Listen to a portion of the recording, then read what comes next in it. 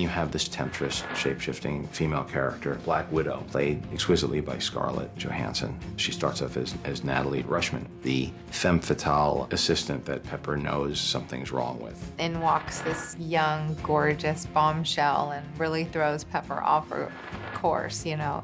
Will that be all, Mr. Stark? Yes, that will be all, Ms. Rushman. Thank you very much. This idea of this temptress that comes in and tries to break up the relationship, it adds that little bit of spark between the characters.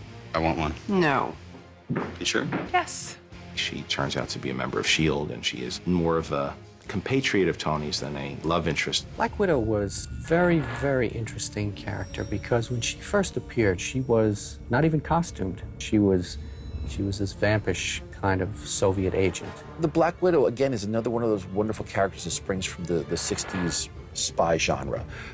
She's a Russian defector. She came out of a project called The Red Room, where she was taught to be the perfect Russian spy. She started as a ballerina, and then she comes to the States and becomes a part of the superhero community here and rebels against, her Cold War masters of the past. And it's the perfect name for her because she's beautiful and she's deadly. She was very, very three-dimensional, as was Clint Barton, Hawkeye, because the relationship between the two of them was something that had a great deal of subtlety to it. The way she would play him and the way he would play up to her, the way he needed her approval, even though he kind of played a bit of a tough guy. And so Natasha, at the same time, having this kind of femme fatale quality, made her a very, very interesting character. I've always felt that she was a fascinating character with many facets to her personality. She has that espionage-y feel.